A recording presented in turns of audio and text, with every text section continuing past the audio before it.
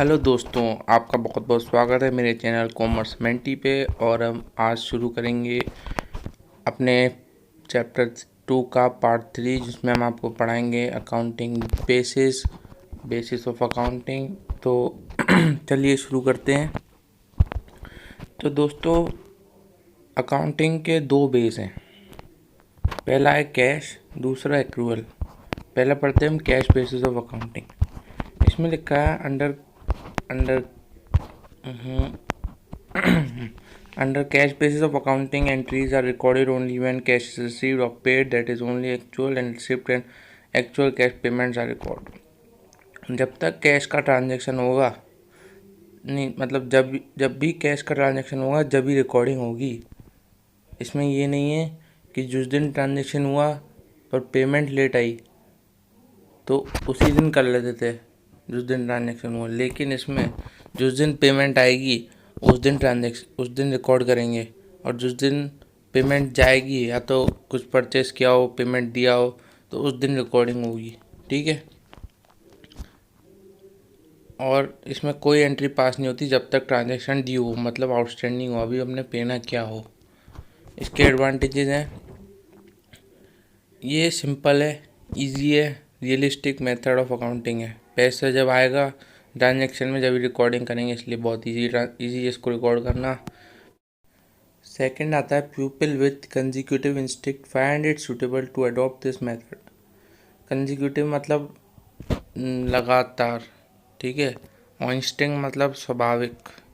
इसका मतलब जो लोग लगातार बिजनेस को चलाने के लिए स्वाभाविक रहते हैं, उनका मतलब पेमेंट का चक्कर ही नहीं है। मतलब अगर ड्यू हो जाए तो परेशानी हो जाती है बिजनेसों में। आगे भी पैसा देना होता है किसी को, किसी से लेके किसी को देना होता है, किसी टाइम लिमिट होती है। कोई ड्यू के चक्कर में हम थोड़ा उसमें परेशानी झेलनी पड़ती है हमने को। बिजनेस में कैश होना थोड़ा ज़रूरी तो है ही है। तो इसलिए इसने कहा है जो बिजनेस लगातार ट्रांजैक्शन करता रहता है उसके लिए ये सूटेबल मेथड है। ठीक है। Estimated personal judgments are not required in this method. कोई अंदाजे की ज़रूरत नहीं, कोई पर्सनल जजमेंट की ज़रूरत नहीं, कोई अपनी तरफ से कोई इच्छा जिक्र करने की ज़रूरत नहीं।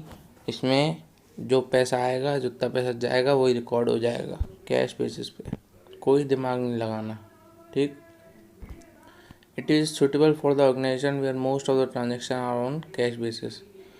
सीधी बात है, जो बिज़नेस कैश बेसिस पे अपने ट्रांजैक्शन को सफल करता है उसके लिए मेथड बहुत सूटेबल है। अब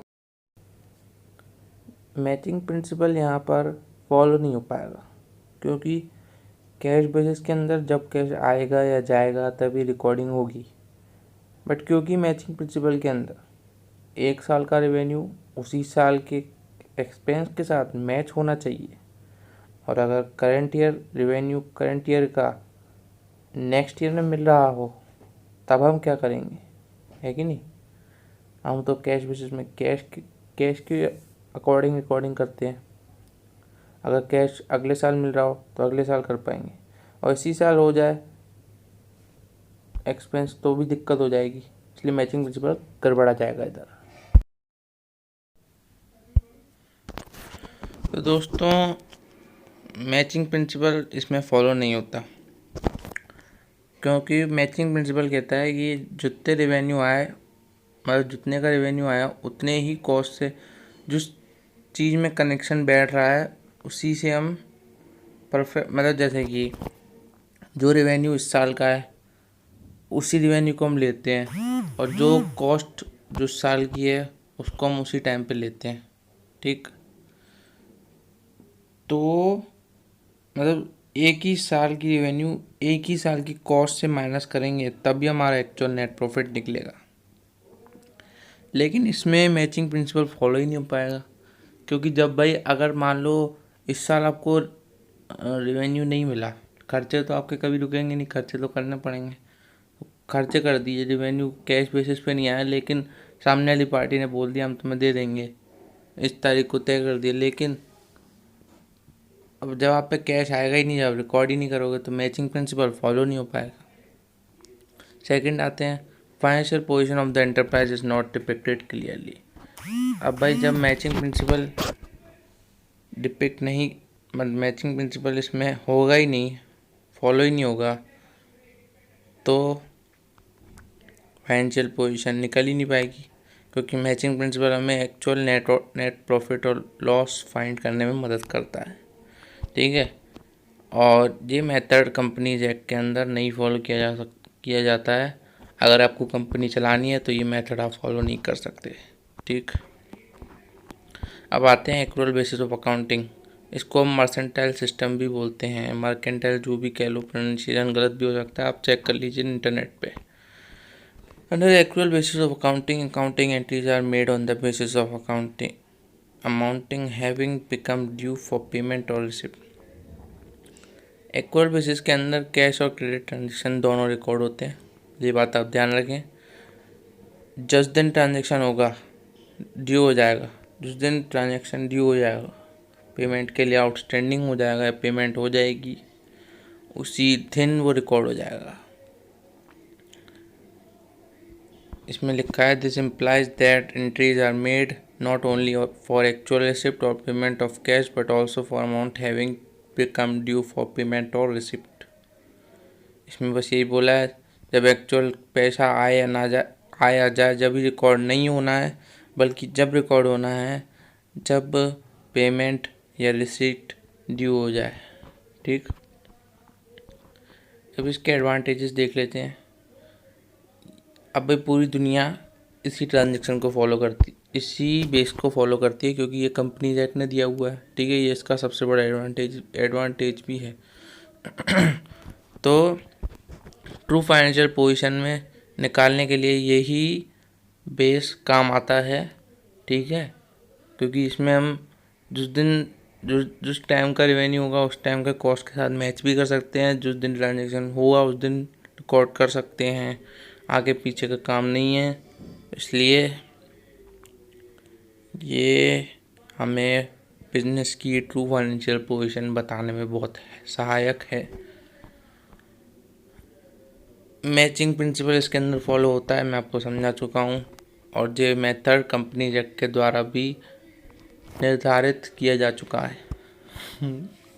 मतलब ये मेथड कंपनीज एक्ट ने भी रिकॉग्नाइज कर रहा है कि आप यही मेथड फॉलो करें। इसके डिसएडवांटेज, ये फाइनेंशियल पोजीशन, एक मिनट, हाँ, ये मेथड सिंपल नहीं है, ये मेथड कॉम्प्लेक्स है। ये मेथड समझने में टाइम लगता है, अच्छी खासी स्टडी लगती है, तब जाके आप ये मेथड समझ पाते हैं। अभी आप आगे यही मेथड करेंगे, पूरी अकाउंटिंग आपको यही सिखाएगी। 11th-12th आगे अगर कुछ करने हैं तो उसमें भी आपको अकाउंटिंग सीखनी है, टाइम लगता है इसको सीखने में, कॉम्प्लेक्स है, सिंपल नहीं है। Estimation personal judgment are required in this method. ठीक है, एक ही बार है। तो देखो, पर्सनल जजमेंट जैसे अगर मान लो आपका बिजनेस बहुत बड़ा है, अब आपने टॉफ़ियाँ बंटवा दी, चॉकलेट बंटवा दी अपनी कंपनी में। ठीक है, अब आपको रिकॉर्ड करनी है, एक्सपेंस के तौर पे नहीं करनी है, वो आपकी मर्ज़ी होती है। ये छोटी मोटी चीज़ें होती हैं, और जैसे कि आपने कैलकुलेटर ख़रीद लिया बड़े बिजनेस में, तो कोई वो बड़ी बात तो है नहीं, तो अब इस पर रिकॉर्ड करें ना करें वो आपकी इच्छा, समझ रहे हैं ना।